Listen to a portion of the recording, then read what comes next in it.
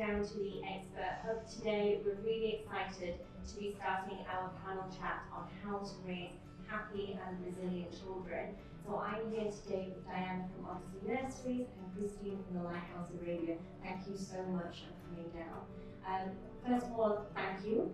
And secondly, I would love it if you could tell us a little bit about your backgrounds and how you can help us with raising happy, resilient children today. Thank you, Holly. Good morning, everyone. I'm Diana. I'm the area director of Odyssey Nurseries in Dubai. So now we have 3 branches in Sukaim, in Sheikh, and in Living Legends. Good afternoon, everyone. My name is Kritzas, and I'm a counseling psychologist at Lighthouse Arabia. And I'm looking forward to spending the next few minutes with you speaking about such a pertinent topic as raising happy and resilient kids. Okay, so I kind of want to start today taking a little bit step back from our topic to just kind of look at what does resilience mean? What is a person who is resilient? What does that person look like? And I know that the definition differs depending on who we are and what our expectations are. So we'd love to see from your point of view, firstly Diana and then Christine, what is resilience? Resilience actually is in a nursery setting, we know exactly that children, they're born with an innate resilience. We see them when they start walking, how many times they fall down and how many times they raise themselves up and then try again and try again. They have it innate in them. So what we do is, as adults throughout their learning journey, we support them, we guide them to be able to foster this, not to let them step back and stop being resilient. And I can just echo on from what Diana said, that resilience is the ability to bounce back from adversity and the ability to endure struggle and to recover from it and learn from it. And if I were to compare resilience to anything, I'd compare it to a metal spring. I don't know if you've ever played with a metal spring, but it can withstand pressure and then it returns back to its original form. So that's how I would think about resilient people. So when we're talking about sort of our children, are there different stages of resilience that look like different? What are some of the traits that kind of we can actually, sort of see and acknowledge in children that show us that they are resilient? In the nursery setting, we always work, especially Odyssey, we are known as where happiness is organic. So to be able to raise resilient children, we focus on their happiness. We want them really to enjoy the life at the nursery, the activities that they do, to have fun in what they're doing first, in order for them to build their resilience. What we do is we focus on the process rather than the end product. So we see children how they manipulate things. Like, for example, if children are building a big tour, we ask them to build Burj Khalifa, for example. We see them how they are manipulating the loose parts, how they are choosing the right block in the right place, how they are communicating together in order for them to succeed. Also throughout this activity, they face challenges a lot, and we don't directly interfere and help them in doing it we want them to do it by themselves. We want to challenge them. We want them to critically think and how they need to solve their own problems by themselves. So throughout this learning process, we see and we want them to see any challenges and to focus on the opportunity to learn and to succeed. Here comes also the self of achievement, and they feel so proud of their work. What I would also say is that highly intelligent, highly emotionally intelligent people are usually highly emotionally resilient people as well. And that one of the traits that a child who is resilient would embody is that of having a growth mindset, being able to have the mindset that I can achieve anything as long as I put the practice in. And I would also say that these kids have got a more positive outlook on life, and they tend to visualize positive outcomes more so, they also embody the value of perseverance. They will keep going at something. They're quite strong-willed. They're not just going to give up after one attempt. And they also have quite a lot of creativity in their blood. And they will problem solve in ways that maybe other kids wouldn't. And they are quite innovative. And they also have happy and healthy connections with adults in their lives, and they can express their needs quite clearly, and they have the support. So I just want to summarize that a little bit, because I think we covered a lot of that, but I think the key points that we're taking away here from, building resilience and having those resilient traits is that they're great communicators, they're problem solvers, and really they're just looking at things that are difficult in a positive way. Sure. Okay, fantastic. And we keep talking about them being happy and kind of, really enjoying themselves all the time, but I think the reality is, I'm a mom, and my children are not always happy. True. Especially with me. They kind of go through emotions, and they can be kind of the happiest of kids, but they get tired and they have needs, and they have moments where they're sad, and they go through a range of emotions. And when we're talking about our children always being happy, is that really something as parents we should be striving for? It's a really good question. We know that children throughout this learning journey, they tend to fail because they do a lot of mistakes, and this is how they learn. And we foster this in them, and we tell them that it's okay to do mistakes. So these challenges create this frustration in them because they cannot even express their angriness or their emotions, and tantrums come. Here, we always ask parents and us as professionals to always stay calm. So we want, because we believe that positivity is contagious, and the more we're calm, the more we verbalize their actions, their emotions, we put words into it so they feel heard, and this is where they feel like, okay, I can do it, I can stand up, and I can continue. So contrary to what we see on social media often, I would say that happiness is not the absence of pain and suffering. It is our ability to rebound from that pain and suffering. And we know that pain is inevitable, but suffering is optional based on how we go at things and how we perceive situations in our life and how we bounce back from those situations. And I would say that emotional flexibility is the essence of resilience, and that it is being able to experience a full range of emotions. And that's what we want for our kids. We want our kids to be able to sit with difficult feelings, to be able to sit with sadness, sit with anger, sit with guilt, sit with worry, and to move through that, as opposed to avoiding it by digital distractions and the click of a button and moving away from that feeling because we just can't face it. Even the feeling of boredom is something that children need to learn to endure more of. And so if you are a parent listening right now and your child has come to you over the weekend and said, "Mom, I'm bored," just know that you are succeeding as a parent in the 21st century. It's not a bad thing, because we know that creativity often precedes boredom. Fantastic, thank you. So I think it's okay for them to be unhappy at certain times. The happiness and resilience comes from how they then move past the other emotions that they're feeling. And Christine, this one is for you. How do we then cultivate resilience? So we're looking at our children as parents, and we're kind of recognizing now, based on what we've described resilience as, that maybe they're not the most resilient of children. How do we then cultivate that to make them more resilient? The first thing I'd say to parents is to aim for 70% consistency in meeting the needs of your kids. Don't aim for 100% consistency, because if you do, you are not allowing kids to build that muscle of flexibility.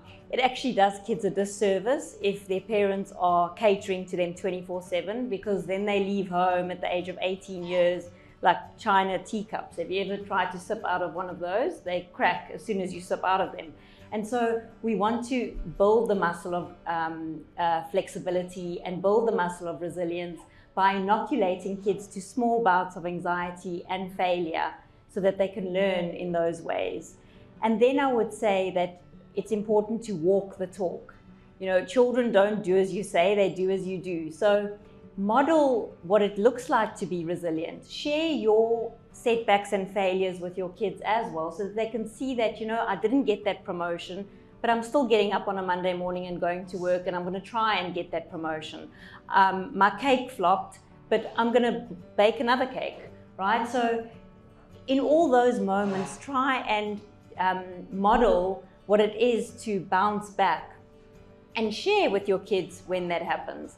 The third thing I would say is to reframe failure. We often see failure as a bad thing, and what we want to do is we want for children to start seeing failure as part of success and not something that is on the opposite side of success. And a way of doing that is to have a dinner topic in the evenings with your kids, which is, what mistakes did you make today? And how did you learn from them? Can we go around the table and everybody can share what mistakes they made? Let's normalize making mistakes. And then the fourth thing, which could have been the first thing that I mentioned, is to focus on emotional intelligence. We know that emotional intelligence is the umbrella to emotional resilience. And in order to be able to bounce back from adversity, we need to be able to identify the feelings that we're feeling in that moment, to name those feelings, to regulate those feelings, and to be able to express those feelings. And those three are the pillars of emotional intelligence. And the next thing that I would say is to read your children's stories where the character in the story displays that resilient attitude. The Lion King is a wonderful story for children to observe resilience. It's in action. You just look at Simba and you look at how he bounces back from adversity. So those would be some ways that I would suggest. And Diana, how do we then take that forward into the nursery settings? We're doing all of this at home, but how do we then make sure that this is happening, you know, in an educational sense as well? As Christina mentioned, when we work on their happiness and engagement in the environment, we, after any activity they're doing, we have something called glow and grow. So we sit together, we ask the children what went. The glow thing is what went right and how we succeeded, and we embrace the positive part of it. And the grow, is where we see the challenges that went through, and we learn from our mistakes. And here, whereas also we take them as opportunity to learn. Throughout this activity as well, we see children also when they are, for example, shy and they have they lack in communication with other adults or children. What we do is also we guide them, we shadow them, we create, for example, during our circle time, where at least we start one-to-one, doing some activities where even though it's not verbal, non-verbal also actions will support children in there and will encourage them to be more communicative and to have more self-confidence in doing it. How we also ask always our parents to reinforce it at home. So we focus on the positive discipline at the nursery. We always see the activity, not the action. So when for example, a child bit another child, what we do, we don't say don't bite or what you did is so wrong. We just focus on the action, like your mouth bit, or we just focus on the positive part of the mouth. Your mouth can give kisses, your mouth can sing. And here also we ask the parents to do it even at home when children do, and they do a lot of mistakes. We tend as parents tell them, you're naughty. So here they feel failure, they feel like demotivated, fear of doing things again. So what we do is to focus on the action, like what you did was wrong and how to do it in the right way the next time and to learn from it. So I think expanding on from that, how can we make sure as parents that we've got that continuity at home and that it's the same messages that we're using? Because I think my children often get confused when I'm saying something at home and they say, but my teacher said, it's a conflict for them. Just as an example, school uniform, I'm telling my daughter she doesn't need to conform to a certain way, she can express herself, and at the same time she's at school and the school is telling her, no, you need to wear a school uniform so you're all the same. My message at home is that she's unique and she's different, but the message at school is that they all need to kind of feel the same and be inclusive, and that confuses her. So how can we make sure that we've got the same message at home as we're kind of teaching at school? That's a good question. Actually, when we work closely with parents, it's not something that we do it differently than at home. Yes, I do understand the example of uniforms, where we build awareness for parents that it's not only we want all children to be the same. It's like feeling belonging to the institution or to the nursery, waking up in the morning, because we know children, for example, they do throw tantrums in the morning. They want to wear whatever they want. And parents tend to always try to deal with it, and it's frustrating for both of them. When we have these uniforms, the children will, when they put the uniform in the morning, they feel like, okay, I'm going now to the nursery. If I'm putting like a nice pretty dress, I'm going to the mall. So they feel like these moments during the day will be more organized, feeling belonging. And we know for a fact when they wear their own clothes to school and they spill anything and it will get damaged, you as parents, you'll be frustrated. This is where we say, keep the uniform, let it be dirty, and this is how we show how they were engaged during the day and how they enjoyed their activities. It's okay to be dirty. So all these things, when we build this awareness, parents won't feel that their children are not unique when they wear any uniform. Thank you so much. So then I think we're moving on to sort of, how do we teach our kids to take risks? And we talk about sort of fitting into the ideals that we're projecting to them. Then how do we counter that and say take risks, especially in the outside world, and kind of be out there and be unique, be different, and how does that then tie back into resilience? What I would say is when we're thinking about taking risks and stepping out of our comfort zone, I came up with an acronym named DARE, and this is something not only for kids, adults can try it at home as well. But the D stands for do something every day that scares you.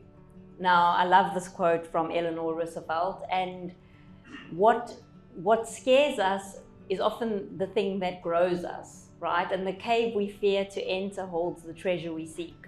And so what I would say here is getting kids to try new things. It can be that you go to a restaurant and you encourage them to try something different on the menu other than their standard arrabbiata pasta that's quite spicy for kids, but that's what I feel like right now. Or getting them to try karate lessons, or getting them to try arts and crafts lesson. So encouraging curiosity as well in the home is the one thing. And then the A in DARE stands for adopt a growth mindset.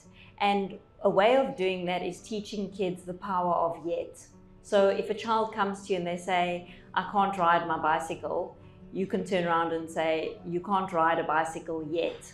Or they come and say to you, I can't swim without my wings on. You then say, I can't swim without my wings on yet. So when we put the word yet at the end of the sentence, it opens up a world of possibility for the child. And they start looking at that very task a bit differently. And then the R in DARE is for real people. You want to expose your children to real role models, real people who are out there making a difference, and just looking at your community. Even a teacher can be a role model for a child, right? Even the sports coach can be a role model for the child. So giving them real examples of people who are out there doing and making a difference. And then the E in dare is for envision success and say yes. And what I will say here is getting kids to visualize, not only with their eyes, but a full body experience. So let's say they are taking part in a swimming competition the next day. The evening before, get them to sit down with you and they close their eyes and you take them through a guided visualization where you say to them, I want you to imagine that you are on the starting blocks, that you are filled with confidence, that you know you're going to swim a very good race, that when you're in the water, your strokes come to you, with effortless ease, and you visualize yourself getting to the end and you've won the race, and the feeling that comes up is one of joy and hope and gratitude and just bliss. And by getting the child to actually have a full body experience of that vision, it's a visceral visualization that they have, they then attract more of that into their world, right? And just getting them to say yes more often, So these are some things that I could suggest for kids as well as adults if you're looking to step outside of your comfort zone. I think I probably need to do that more as a parent myself as well, is say yes. Take a risk with letting them be more independent, because I think sometimes I can bother. But yeah, if anybody's got any questions, I'd be happy to take any. Otherwise, if the audience has any questions for you afterwards, where can they get hold of you, Jen? We have actually a stand outside, so they can pass by. We can have a quick chat about our ethos, our philosophy, how we work at Odyssey, and they can hop into the nursery and see us. We have several Instagram handles, so you can reach us at Lighthouse Arabia on Instagram, where you can DM me directly there, or you can reach me on one of our parenting accounts at Lighthearted Parenting or at Smart Heart Board Game. Something I didn't mention earlier is that I'm one of the creators of Smart Heart, which is a board game that aims at facilitating emotional intelligence in kids. And so if you do have any questions, you can reach us on any of those platforms. Thank you very much. Thank you everybody for listening today.